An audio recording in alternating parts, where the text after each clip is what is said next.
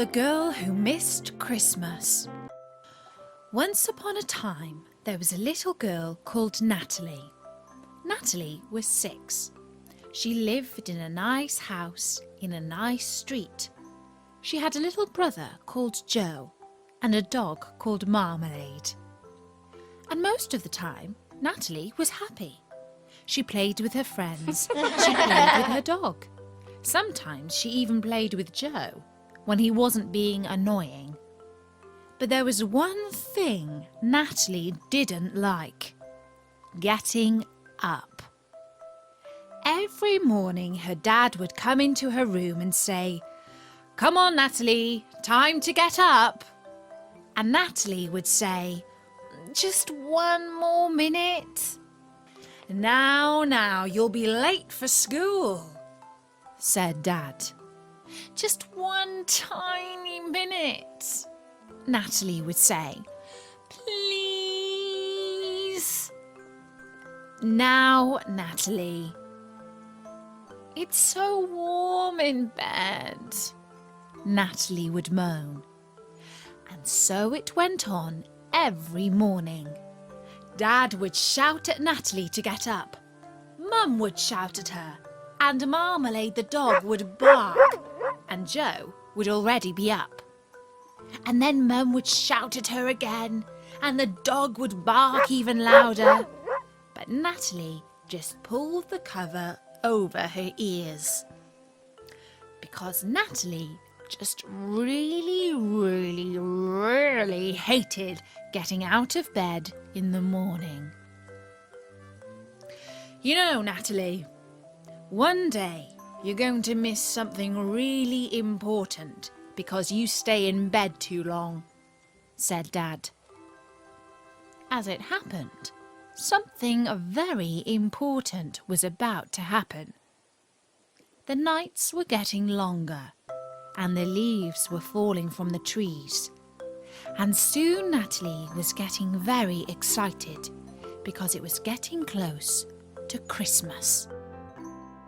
And she had so many different things she had asked for. She wanted a new game for her Nintendo DS, and a doll that cried real tears, and a new DVD, and lots of other things. Of course, she had to rehearse for the school play, except she nearly missed it because she was sleeping in. And she had to go and see Santa in the grotto, but she nearly missed that as well because she didn't want to get out of bed.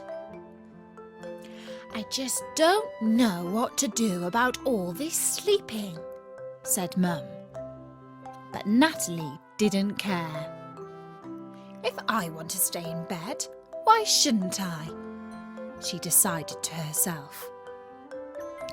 So finally Christmas Eve arrived, and Natalie was so excited she found it really hard to get to sleep.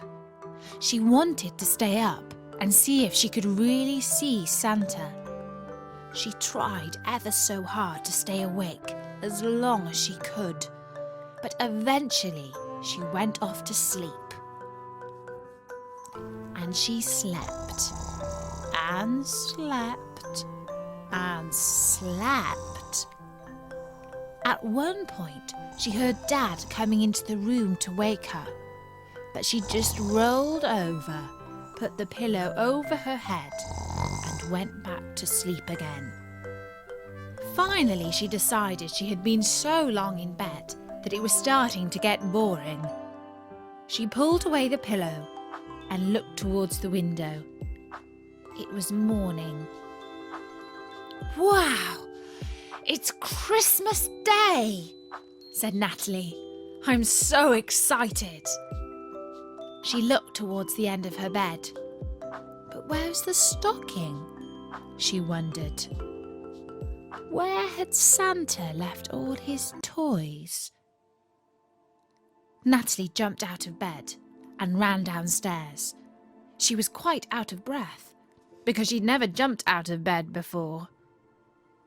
"Mum! Dad! It's Christmas!" she shouted. She glanced around the room.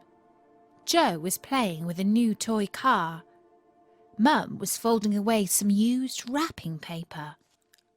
Dad was reading a boring-looking book with no pictures. In fact, the sort of book Mum gave him every year. And Marmalade the dog was eating something that looked suspiciously like turkey leftovers. "Mum! Dad! It's Christmas!" shouted Natalie, even louder this time. There was silence. Everyone looked at her. Everyone, that is, except Marmalade, who was too busy eating turkey. "It's Christmas, isn't it?" said Natalie, more quietly now. "You mean it was Christmas?" said Dad. "You slept right through," said Mum. "We tried to wake you," said Dad. But, said Natalie. "I told you you'd miss something important one day." "It was really good," said Joe. "We had loads of food and loads of presents." "And I missed it," wailed Natalie, and she started to cry and cry and cry. "Sorry," said Dad. "It also means you didn't get any presents from Santa. But don't worry, there will be another Christmas next year." "It's not fair," wailed Natalie. "But I always told you you'd miss something important if you didn't get out of bed in time," said Dad. "Now help me clear away this wrapping paper." But Natalie just walked out of the house. She walked through the garden and across the park. When she got there, she cried and cried. She was so upset about missing Christmas. And she didn't know how she could wait for a whole year. Now it so happened that it was still very early in the morning, and the sun was only just coming up, so it was still quite dark. And at that very moment, Santa was just trudging his way across the sky in his sleigh on his way back to Lapland. He was very tired, and so were the reindeer, because they'd been all around the world delivering presents to all the children. But even though he was tired, he couldn't help noticing one little girl sitting on a park bench all by herself, and crying and crying. "Whoa there, Rudolph," said Santa. "Maybe she didn't like her presents," said Rudolph, who was hungry and tired, and wanted to get back to his grotto to get some food. "Kids today, no gratitude." "We better see," said Santa, and so he pulled the sleigh down into the park. "What's the matter?" asked Santa. But Natalie was so upset.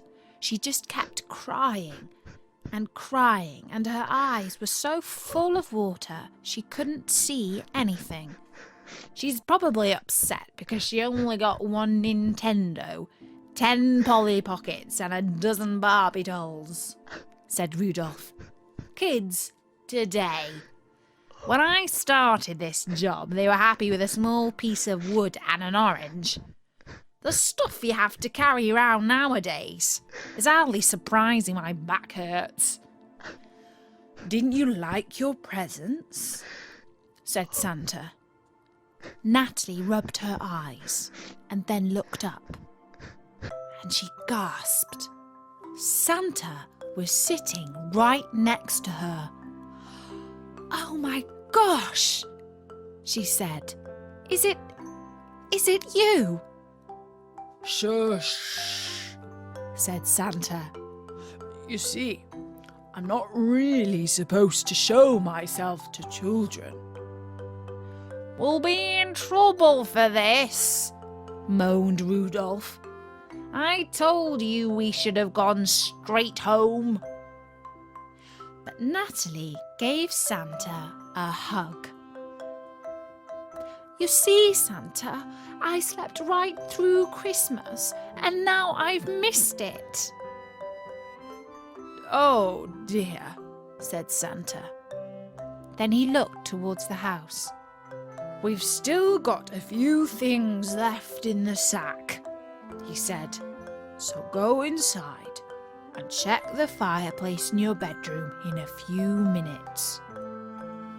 But, just go, said Santa. So Natalie started to walk home, and Santa went back to his sleigh. We're not doing another delivery, are we? Said Rudolph. Because that's overtime. That's what that is. I'll need an extra carrot for that. Oh, come on, you lazy animal, said Santa. And then Natalie came back into the house. She couldn't believe her eyes. Jingle Bells was playing on the hi-fi. Everyone was wearing hats. And her mum had reheated some turkey and made some fresh roast potatoes.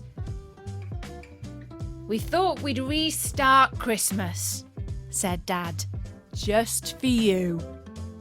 And Natalie jumped up and down and then ran upstairs. Because in the fireplace in her bedroom, there were stockings bursting with presents. There was a doll with real tears, a princess on a white pony, a game for her Nintendo. And finally, after she had opened all the other presents from Santa, there was one special one from Dad. An alarm clock. So for the rest of the day, Natalie had the best Christmas ever. And do you know what? A couple of weeks later, it was the first day of a new term. Dad came into the bedroom. Wake up, Natalie. Time to go to school, he said. Then he looked round. Natalie, he said, sounding worried. Natalie! But he couldn't see her anywhere. Then he heard a voice from downstairs, so he rushed down into the kitchen. And Natalie was out of bed, had put on her school uniform, and had brushed her hair, and had made breakfast for everyone. I'm never going to be late for anything again, Dad, she said. And that was the story, Nori, of the girl who missed Christmas.